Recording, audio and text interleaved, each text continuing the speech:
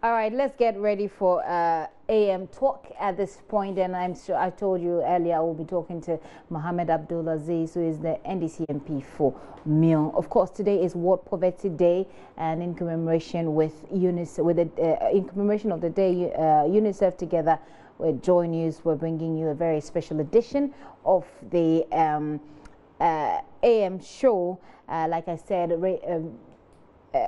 why am I forgetting his name? Please, producer, remind me of his name again. Roland Walker. Oh dear, I need to be whipped real hard. Roland Walker is standing by in Ashaiman, where we'll be crossing over to him very soon. He will be talking to Stone Boy and some opinion leaders there, as well as the Member of Parliament for the area. So we'll have a very interesting conversation. But just so you know, it's also interesting to know that the Minister, the Member of Parliament for Mion, is also on the Committee of Poverty Reduction, the Poverty Reduction Committee in Parliament. So, sir, you're welcome. Thank you. Are you going to do the whipping for those who are watching for forgetting my partner's name? Oh no, it happens sometimes. I'm sure it happens sometimes, right? Okay, that. so Yes, I'm sure yes. you pardon me for that. It's good to have you this morning. I'm wondering how has your day started? Like, is it good? Yes, so good. My day has started well, especially that today we are recommitting ourselves to the fight against poverty in our country. It's a special day that we need to honor. It's a special day that we need to share our perspectives on how we can combat poverty in Ghana. I see. Yeah. Poverty and politics. How does it strike you if you take a seat back and refuse to be a politician for once and look at poverty, the fight against poverty in this country, and politics? Well, I think that politics, and for that matter, politicians have a major role to play in the fight against poverty, because we all as a country have come to agree that irrespective of our political colorations, we have a duty to fight corruption and to fight poverty. And I think that politicians who have mandate over policy cannot be extricated. You cannot extricate politicians from policy decisions that would fight corruption. Of course, politicians don't implement some of the policies that they do initiate, but like I indicated, they have to initiate policies that will be targeted at fighting poverty. And so the two are linked. If you ask me, the two are very, very much linked. Okay. Yeah. And I'm asking you because you're a politician. Yes, I am. And very often it's very easy for us to go on and speak the big English and go on and quote all the figures that people don't even understand, that sometimes don't even make sense to a lot of people, and assume that, yeah, we're talking politics and we're without really putting the two together, because we know that politicians are supposed to have a social contract with the people who put them there. And so the basic idea for you is to help solve it. According to a UNICEF report, in the 1990s thereabouts, we were able to achieve the MDGs on halving poverty. So if you take 2 Ghanaians, one of them is likely to be poor. Now it has moved from 2 to 4. So if you take 4 Ghanaians, one of them is likely to be poor, which means that we have done well by halving poverty. But increasingly, they're reporting that those who have are getting more, and those who don't have are losing. There is copious data and reports about poverty and its associated issues, the issues of inequality that you are alluding to. Not just the UNDP, USAID, the World Bank, Ghana Statistical Service. There are a lot of institutions that do conduct research into poverty and poverty-related issues. And so if you were to look for data, I'm not sure you would be handicapped in any way. But I always say that sometimes we need to go beyond the figures and see what is happening on the ground. There are some parts of this country that you don't need data from any of these research institutions to confirm or deny that there is poverty in this country. You just need to travel to some parts of this country, and poverty would stare you in the face. You see women carrying 2 or 3 kids, still pregnant, and carrying firewood on the head. If you were to read some of these reports, they talk about $2 a day. People who are not able to afford. And people who live $2, on under $1 a day. Yes, those are classified under extremely poor, extreme poverty. But the baseline for determining whether someone is poor or not is just is $2, and extremely poor is $1 a day. Trust me. You think that's not appropriate? There are parts of this country where $1 a day is a dream. It's a dream to be able to generate some 4 or 5 Ghana cedis a day. They don't have that. So you're saying that even per the indicators that they have, with which they measure the level of poverty, that it still may be rich to some people in Ghana? I'm telling you. Okay. There are some Ghanaians in this country who cannot even afford $1 a week or 2, and so the situation is more than we are looking at it on paper. And then the growing inequalities. Yes, of course, as a country, we have succeeded in making some gains in respect of the poverty levels. But there's a growing disparity between the poor and the rich. And that's what policy must also be able to deal with. Which is why you are on the committee. So we will try our best. We will try our best. We'll try our best. Members on the committee are not experts in that area. Well, if you're not an expert, why are you on the committee? No, you see, you don't need to be an expert in an area to serve on that committee. After all, it's about listening to people in authority, people who head institutions. You want to examine pro-poor policies of governments and to make recommendations. You don't necessarily need to be an expert in that area. Okay. You know, the President of the Republic, I'm not sure, is the most learned in this country. Well, that is ministers different. and deputy ministers are not the most learned. Yeah, but that's different. That's why he's a president. Exactly. What they do is to offer policy direction. Right. And then the technocrats would then implement. You cannot even develop a policy direction without engaging the people with the expertise. My understanding is that people who are on specific committees possess a certain level of knowledge about that area. Well, that one I would agree with you. For instance, when you are serving on the finance committee, it is assumed, and that's normally the case, that you have some background in finance, energy, local government, and stuff like that. But poverty is not a specialized area of study like energy and finance, and so they bring people from all backgrounds, expecting that you'll be able to influence government policy, you'll be able to monitor and track. Okay. The NPP Nasara coordinator will be joining us in the studio, but before he does that, let me quickly find out from you what your thoughts are on what's the current, for example, what the current Minister of Gender, Children and Social Protection is doing about poverty reduction, briefly, because we need to bring in Kamaldeen so we can have this. I just hope that the minister will not take it hard on me. I was here last week and I made some allusions and the name of a ministry came up, and later the chief director called me. Well, Minister, if you are listening, there's a difference between a ministry and a minister, and so don't get hurt if, for instance, something comes bad about your ministry. And having said that, I think it's an appropriate, because I have a response from her to what you said. Okay. And they have actually sent us a letter here, and I will read that letter to you when we come back from there. But based on the concern, what you said about her, did you say she was incompetent and that she had taken documents to Parliament that was bearing the name of her predecessor, and that she has done dabbing? What happened was that I was on the set with my colleague from Bantama, who constantly, like his colleagues would do, would shower words such as incompetence on the NDC and President Mahama. So I was only telling them that when it comes to incompetency, they are the first-class incompetent regime I have ever seen in my life. And I sought to give some illustration of how they lay and withdraw bills unnecessarily. And I even made reference to how her ministry brought a bill for us to consider. And that bill was in the name of Nana Oye Lithur. It was in her name and her signature.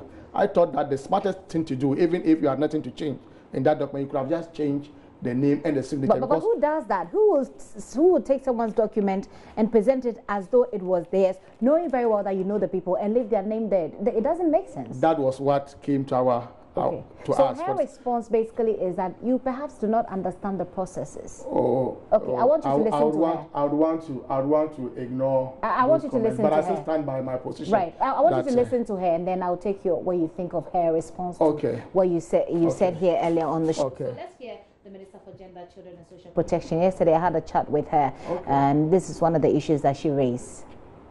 The 5-year strategic plan. This was signed by Oye. I cannot come and say that it is my document and remove her name. Can you see that? And put my name. Right. So when we are doing a review of the affirmative action, we will take that old one and tell you that this is where it reached. And that's what we And then did. you present the new one, which is perhaps what you have done. The new one, which is, you see, 2017. Okay, so let's say that this one has Otiko Jaba in it. Okay. Because we have not yet reached Parliament.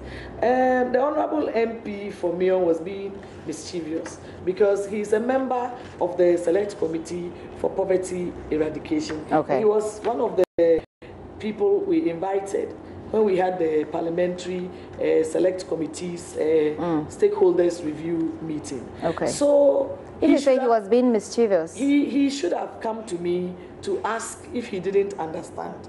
And the fact is that we have not presented it to Parliament because we are still in the process of those consultations. And then we have to send it to the Attorney General after the consultations. She will put her legal pen on it.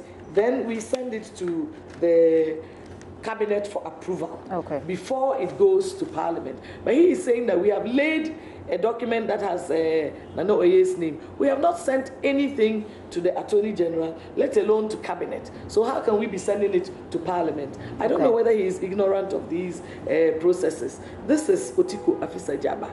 Okay. This will have my name. So this is your addition. Is the review. This is your addition to the work that Nana Oye Lithur has done. Okay. Exactly. So it works. I mean, I'm not particularly sure, but this is the document. It has Honorable Otiko Afisa Jaba here, and I think that the previous one that you showed us had Nana Oye Lithur. Exactly. Okay, so just so I can understand exactly what you mean, Nana Oye Lithur did some work. You took it. She actually went up to Cabinet. Up to Cabinet. Yes. But because government changed, then we have to come back, do a bit of a review. Was that the reason why you had to go through a review, as in just so you could say that you put in some work? No. If someone should say that, what would be your response? Practice. It's a normal practice. When there's a change of government. Even if you don't need to review the document. It is the stakeholder consultation that will determine it. Okay. When you go back, they will say that, oh, it's okay. But we think we can add a bit of this here and a bit of that here. Don't even add anything. Okay. We are happy with it. Okay. In this case, there have been some additions. Okay. But they could have said from the different discussions that it is okay. And I'm assuming the additions they have been will be perhaps from your manifesto. Some of them will come from there. To tweak it to fit will come because your things vision. have changed since 2016. Okay. And so we have made it sharper. We have made it more compelling. Okay. There were areas where initially they were talking about voluntary implementation of things. But if you're asking for a law to be enforced, it cannot be voluntary. It has because then we don't need a law at all. It has to be mandatory. Right. So we've been able to tweak it, basically. It better. Okay. And we are going to send it to the Attorney General's office before the end of this month. Right. And then it will go to Cabinet for approval and to Parliament before they rise from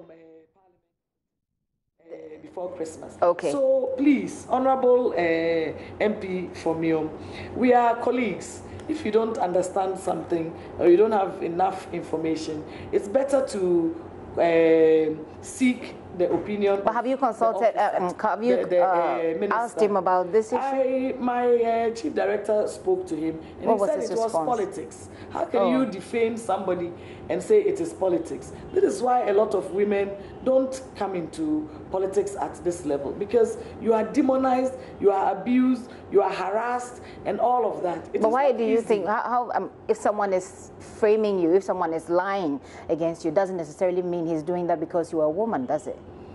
Why didn't he mention any man? Why do you feel he's doing that because you're a woman? Because I am a woman. He could have mentioned anybody. Why did he choose me? It appears that some people think that I am a person that they can ridicule or defame for any reason. And I am a woman, I am happy to be a woman, but that is no excuse for you to humiliate me when there is no need for it in this case. Don't you feel like people will begin to think that you're pushing the gender button a bit too much, and that anytime there's an issue with you, you say because you're a woman? A higher level, because for too long this has gone on. Okay. Women have been abused for too long, have been harassed and mistreated for too long in this country. Okay. And that is why we are coming up with this affirmative bill. So that was my conversation yesterday with Otiko Afisa-Jaba, Minister for Gender, Children and Social Protection yesterday. And by the way, she sent us a letter, and it says it is titled Letter of Complaints to JoyNews TV. Derogatory comments made by Honorable Mohammed Abdulaziz, MP, Mion constituency, against Otiko Afisa-Jaba, Minister for Gender, Children and Social Protection. And let me just read quickly the very first paragraph. It says, I write to lodge an official complaint against your network for providing the Member of Parliament of Mion constituency, mentions his name, with a platform to defame and denigrate me and reduce my person to public ridicule during the newspaper review segment on the Joy News channel AM show on Thursday, October 12, 2017. And then she goes on to mention everything that has happened. And then they attach a transcript of a part of that conversation, and she's quoting you here, Honorable Mion. Says, I have never seen incompetent regime like this before. Ministers are struggling to prepare laying bills, a very ordinary business for ministers. They are failing to do. In fact, without mentioning names, but if you push me, I'll mention names. I have been to a committee meeting to consider a bill, and that bill came in the name of the Minister of President Mahama. The minister is appointed, so she goes on and on and on and on, and then he says, the host is asking you, who is the minister? And then you say, Otiko Jaba, Minister for Gender. The bill she brought for us to consider was in the name of the former minister and the President Mahama. And this is Nana Oye Lithur. You've heard her response. She thinks that you perhaps are ignorant about the processes. Just before I let you go on, please, we've been joined in the studio by Kamaldeen Abdullahi, the NPP Nasarawa coordinator and also aspiring youth organizer, national youth organizer for the party. You're welcome as well. Good morning, Gifty. Good morning. It's good to have you. Not bad at all. So, sir, what do you say? Well, I will not be tempted to get into any sort of verbal battle with the minister. I agree with her when she says that we are partners in development and that we are colleagues and that we can collaborate and seek clarifications on issues that we have difficulty in understanding. That one I agree with her perfectly. Where I disagree with her is when she says that I'm ignorant about the area, about the issue. About the processes. About the processes. Because she's saying that the document has not reached where... If you read carefully the transcript and if you have to play back that tape, I didn't say that bill was laid before Parliament. I was only making reference to how often they would come to Parliament to lay a bill and to withdraw the bill. And to constantly refer to President Mahama and his ministers as incompetent. Remember, I was on set with another MP on the show who constantly would refer to President Mahama and the NDC as incompetent. So what I did was to give him how incompetent, an illustration of how incompetent this regime is. And I made reference to how they lay bills and come to withdraw them. But you singled in fact, yes, I'm trying to arrive at a point. Then I said, look, I have been to a committee meeting. I didn't say the bill was laid before Parliament. It was a stakeholders consultative meeting. The committee was invited. I was part of that committee in Accra here. We went through that bill, or if you like, the proposed bill. It was in the name of the former Minister of Gender and, is it children? Yes. Yes. Social protection. Exactly. It was in the name of the former minister, Nana Oye Lithur. Yeah. And I think that, look, the minister could have just changed the name. Even no. So this is where hold on, let me help you, sir. This is where she's saying that she shows me documents and she says this particular document, it's not mine. It was worked on by Nana Oye Lithur. Okay. It is signed by her, so it is done. That document is done. Now they are reviewing her, and her team at this point are reviewing the document, and after it is reviewed, then she can then put her name on it and sign as No. Let me just give you a very clear example. Please. If President Mahama was working on a document before leaving office, and for some reason President Akufo-Addo wants to continue with it and wants to present it before stakeholders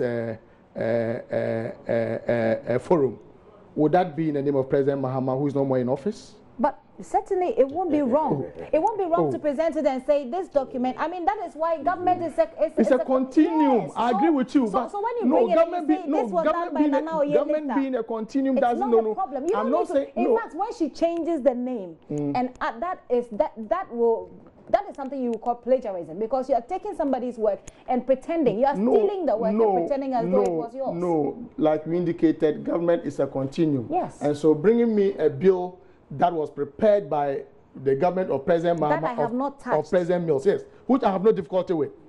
But you see, it wasn't Nana Oye Lithur who was bringing that bill to us. No. Yes, but she wasn't bringing the bill to us at all. Yes, and so, but let me just indicate that when the minister talked about defaming her because she's a woman, I have a mother, I have a sister, I'll be the last to do that. I get you. She should look at the issues and not drift into the issues of gender and gender issues. Which is the point I'm making, that let's deal with the substantive issue and then we'll come and look at the issue about the gender button that she was trying to press there. Which one is the substantive issue? The substantive issue is the documents that was presented. So that let me define. Let me say very good morning once again to our cherished viewers out there. Good morning to you as well as my good brother, Miam, MP for Miam. He's a very good brother of mine. We stay the same thing. I know.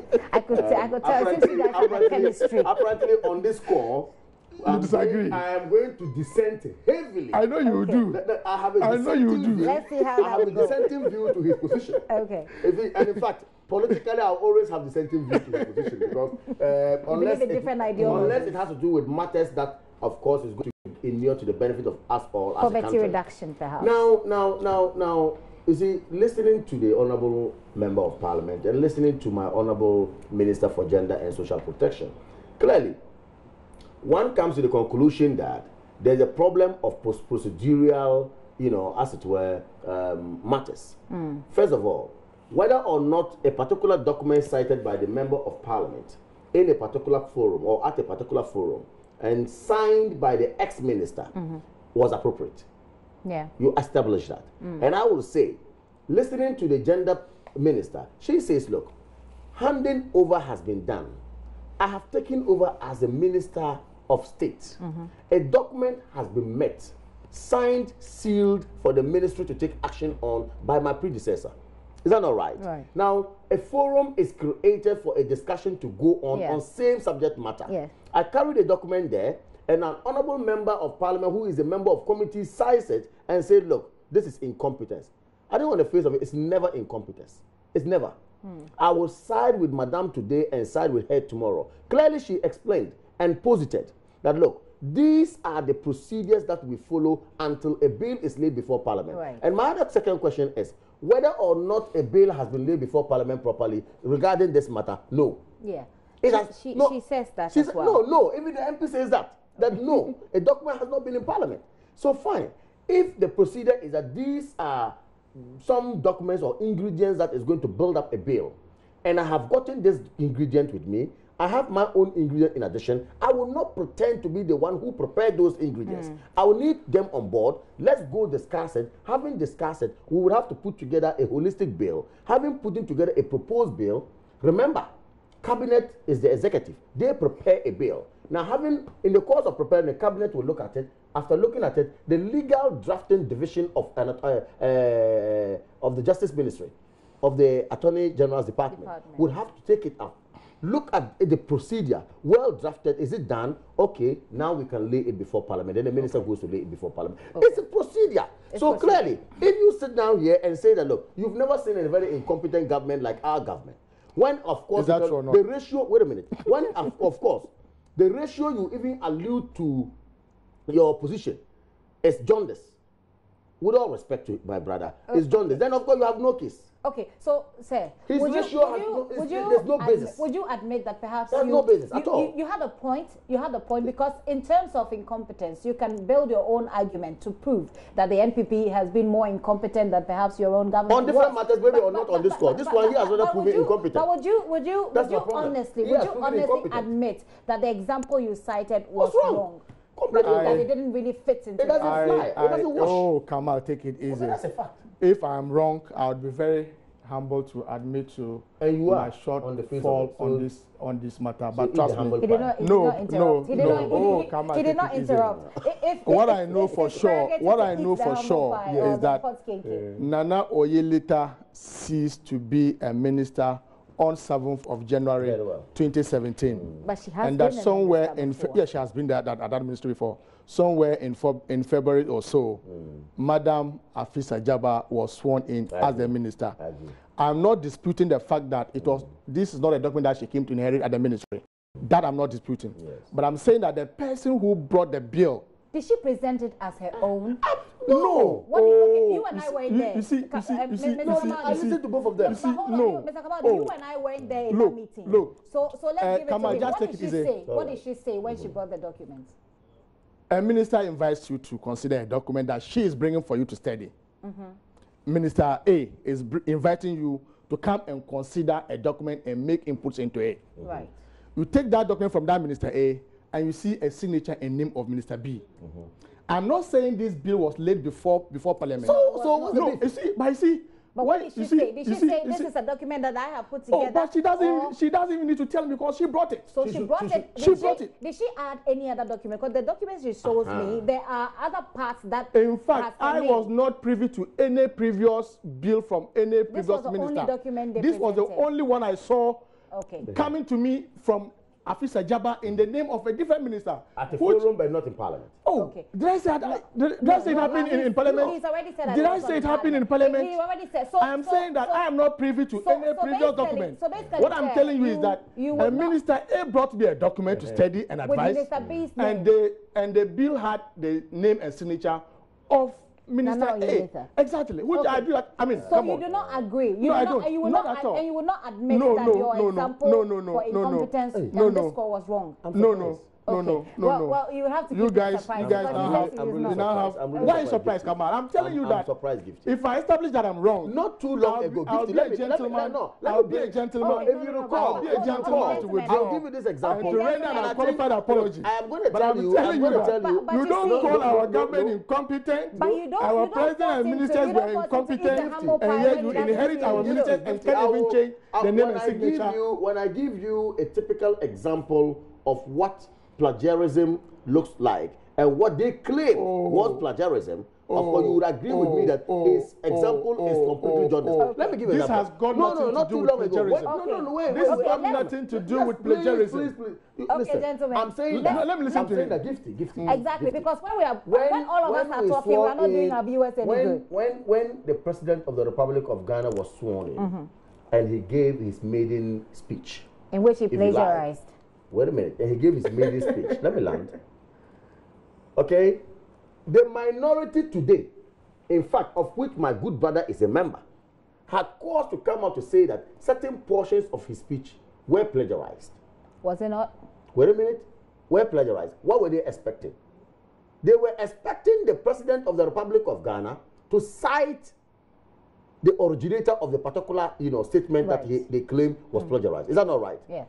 Today, you go to a particular forum, a document is being prepared by a particular minister, signed and sealed for Mother Ghana. That document is supposed to be looked at because they're looking at poverty reduction strategy and all that. Then you say that no, once there's a new minister, take off that name and sign it and claim the intellectual property. Wait a minute. And claim the intellectual property of the said minister who left belongs to you. That one, no plagiarism. So you see, what kind of double standard is this? Hold on, he hasn't said that. In fairness, no, I am. Look, what he's saying, we need to do inference. We are inferring from what is happening. Okay, so that's what you said. Exactly. I'm saying that if they hold on, I'll give you the opportunity to say once is that. Okay, so you seem to be awed by his submission. You see, you have only reminded us about what the president did, which is in inaugural speech, which was to do some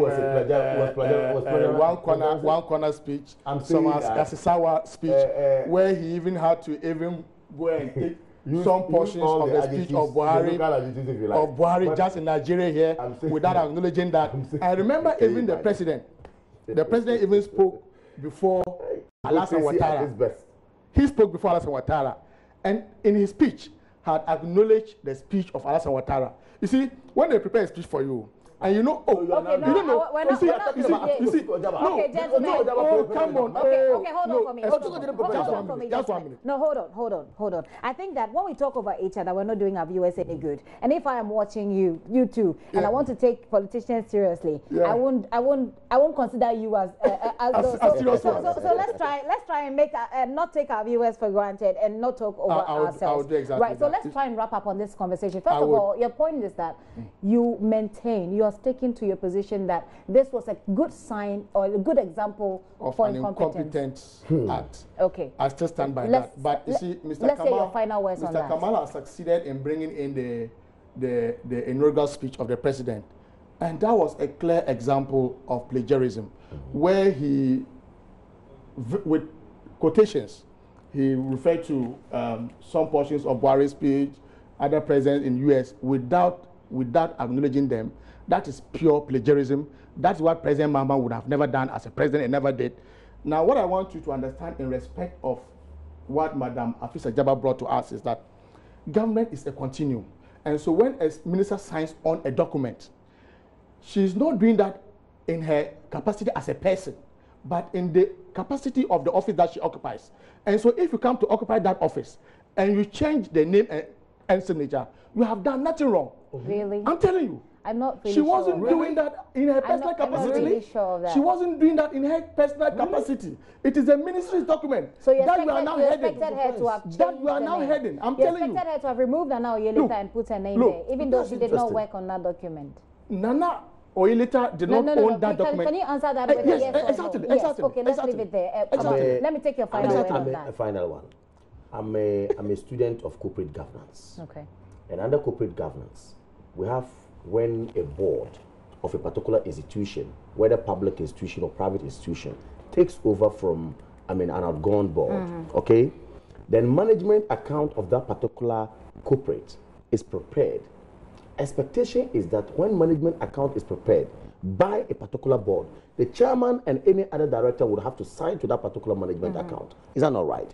Now, if that is supposed to be the principle and the norm, now the new board comes in with a new chairman. A management account has been prepared by the old board without it being signed.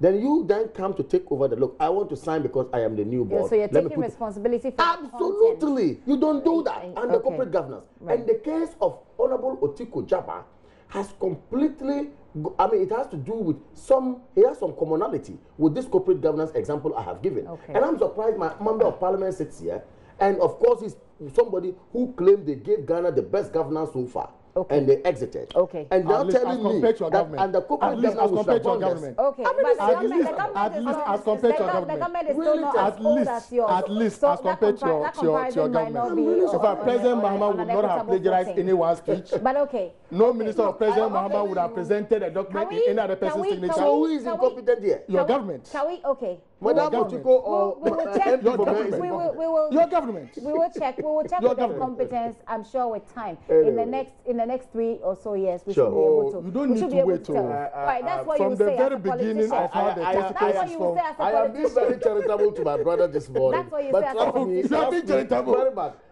You are being charitable. Trust me, your position is really well. So that's I'm what not you will surprised say. that you disagree with me. That's what you will say. That's what I expect from you. But for the Ghanaians who put them there, we'll have three more years. But the assurance is that I will not denigrate the person of. Okay, that's the point I wanted to come to. Because she said, and you heard me ask her.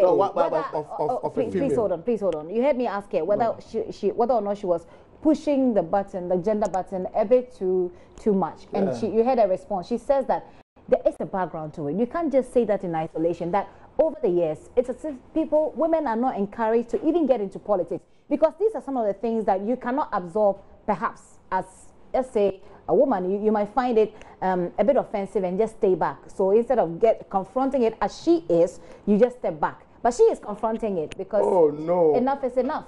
I will not unnecessarily go after someone because of her gender. And I didn't do that because she's a woman. She's not the only woman minister in this regime. That is what I will not do. I have a mother, I have sisters, and I would at any day support the gender parity and gender cause in this country. I wouldn't do that. I think that she was only trying to take advantage of the gender issues in this country. Why? Couldn't you have used any other minister? Oh, that was what came to mind, and I was convinced about my position and still convinced about it.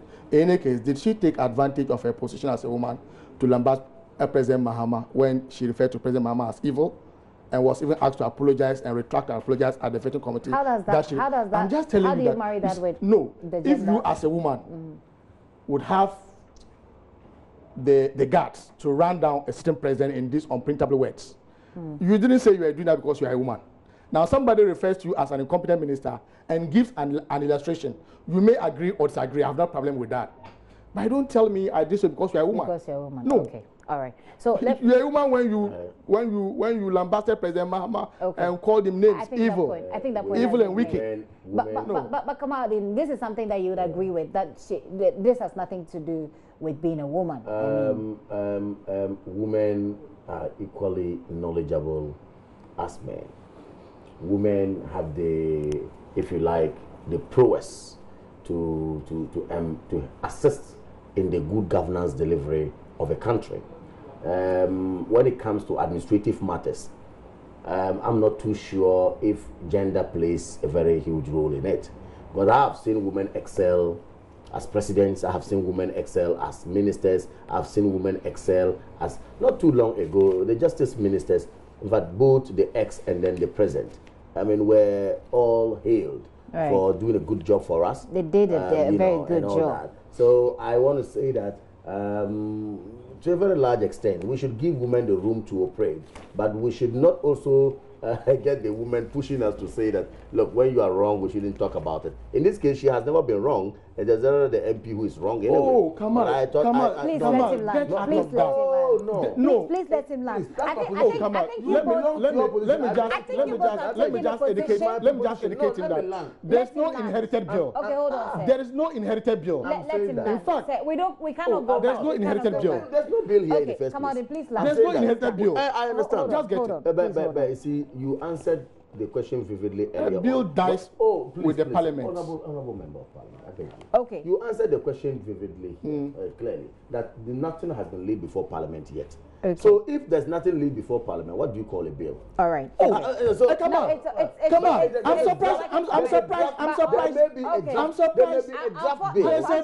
There's a draft bill. A bill is different from a bill before parliament. And let me just not come out. I just want to. Just 1 second. Just 1 second. We need to wrap up. You know when there's a bill before parliament and that parliament expires, that bill also dies automatically. So there was nothing like Nana Addo. I'm saying that. A bill again. Whatever came should have been in her name. I insist. We need to wrap up I insist. with this conversation. No, I'm just educating you. There's no inherited bill, and that the bill dies with parliament. Once there's a bill in parliament, and that parliament ends, that bill automatically dies. Like I said, we don't need to talk over. We don't need to talk over. We don't engage about technicalities. But it's not about technicalities. It's about the facts of the matter we have at hand. A president is evil, and when they say you are incompetent, you say because you are a woman. Okay. A woman. All right. So very soon we'll be going live to Ashaiman. We're going live to Ashaiman, where Roland Walker is standing by. We're doing the poverty talk. We didn't even do the poverty talk. Yes, because we use all the time to talk about incompetence and competence. But yes, certainly. And you can see the visuals from Ashaiman. Like, gentlemen, can you please pardon me? Right. Thank you very much. You see those visuals coming live from Ashaiman. I mean, we need to wrap up and go to Roland, who will be waiting for us. But I'm not particularly sure if Roland is up right now. But let me take your views on on poverty reduction. I think you will be doing our viewers a disservice if we do not let you speak about poverty reduction, since we're commemorating the day. So let's do it briefly, Please, briefly. I mean, before I just even start on that, I think let's us all join hands to welcome the president of the Côte d'Ivoire to our country. Today, he's had a 2-day visit. Today, I think he'll be ending it and then leaving. Monsieur le Président, bienvenue chez nous ici. Oh, yeah. Nous sommes très contents que vous êtes là. Merci. Okay, so that means what? I'm saying we welcome the president, and we are so happy to have him here. Great. On poverty reduction, your government is in power, by the way. I think it has always been the bane of our issues in this country. I mean, poverty is something that we need to fight. It's a bane, especially where I come from and where he comes from. Right. And of course, when you look at other even regions down south here, we have them also suffering. I mean, the entirety of our country's population, I mean, somewhere along the line sees a lot of poverty and all that. One of every 4 Ghanaian is poor. Absolutely. To the extent that people live under $1 a day. I mean, that's even much. Trust me. Yeah. There are areas where when you go up north, people live under, say, 1 cedi a day. Yeah, he mentioned that as well. Under 1 cedi a day, trust me. So I think it's supposed to be good. I mean, it's good when governments churn out pro-poor policies. Okay. And I'm happy that a government that is described as capitalist, as if you like, property-owning Democrats. Today, if you count all the pro-poor policies in this country, trust me, it's coming from the so-called capitalists that they refer to us to. Maybe you're changing your ideology. It is about being sensitive to the plight of the people out there. Okay. It's not about coming to grab, create, loot, and share. Okay. It's about making sure that you don't create a Wyoming gate. It's about making sure that you don't put monies, Suba, Jida, and all those things. You don't do that. It's about making sure that the commoner who is down there has free SHS. Okay. That if hitherto I was supposed to sell my goods, he's from Myong and I'm from Zhou, around Nanton. When you go there and people write JHS, after they are done, parents will be counting the number of goods they have to sell to get them to go to school. This time round, poverty has actually been reduced by the measure of putting in free SHS for us. Today, as we speak today, the allowances, when those who went to training colleges and all that, did not have it. Today they have been restored, and poverty has been reduced in a way. We will see about that. The inflation that we came to inherit has gone down, and physical discipline has been instilled, and we are moving on. Poverty is going down, and trust me, we will say that this government is on course to fighting poverty and to making sure that every single Ghanaian who suffers poverty will not suffer poverty again. Nana Addo said it, and he's doing it. That is a day I'm looking forward to, a day where Ghanaians do not suffer poverty. You spoke a lot about poverty reduction at the beginning. So I'm going to give you just a very few seconds. We've run out of time. I'm only surprised that speaking to the issues of poverty, my brother navigated to Free Senior High School. No, that's pro-poor Wyoming, and what have you. Say your final words. Your final words on that. Well, come on, please allow take him. it easy. Your final words. I will not want to do the politics. I will not talk about your gate fee of $20,000 at the Flagstaff House. I won't talk about those issues. The corruption that has rocked your government, I won't talk about poverty reduction. What I'm telling your you final is that, words. Successive regimes have tried their bit to fight corruption with the Ghana Poverty Reduction 1, 2, and then the GSGDA 1, 2 that is still in session. We are trying our best as a country, but like I indicated, poverty, you don't need data in some parts of this country to confirm that they are poor. If you travel down north, poverty would stare you. What should we expect from your committee? Because what you're telling me is what you said previously. Well, this current regime is bringing some development authorities, if you are aware, the Coastal Development Authority, the Middle Belt Development Authority, and then the Northern Development Authority. The Northern Development Authority is coming to replace SADA. You know, the passage of this bill would automatically repeal the SADA law. It's a good thing in your opinion? No, in my view, the Northern Development Authority, as it is being proposed, would further widen the gap between the North and the South. Yes, because the only reliable source of income into that authority would be the so-called IPEP, the $1 million per constituency that they are talking about. I need to end this. We need to end the conversation, unfortunately. Yes. I've been having this conversation with very interesting politicians. I'm sure you found them to be. Kamaldeen Abdullahi is the national, he's not a national youth organizer. He's aspiring to be the national youth organizer. Once inadvertent, then I've won. Please. Don't bring me any trouble. Don't bring me any trouble. So Kamaldeen Abdullahi is the NPP Nasarawa coordinator. He's hoping to be the national youth organizer. We wish him all the best. We'll see how it goes. And I've also been chatting with Abdulaziz, Member of Parliament for Mion constituency, who is, you know, having a few issues with Otiko Afisa Jaba, who we heard earlier. Sir, thank you very much for coming. Thank you very much for coming as well.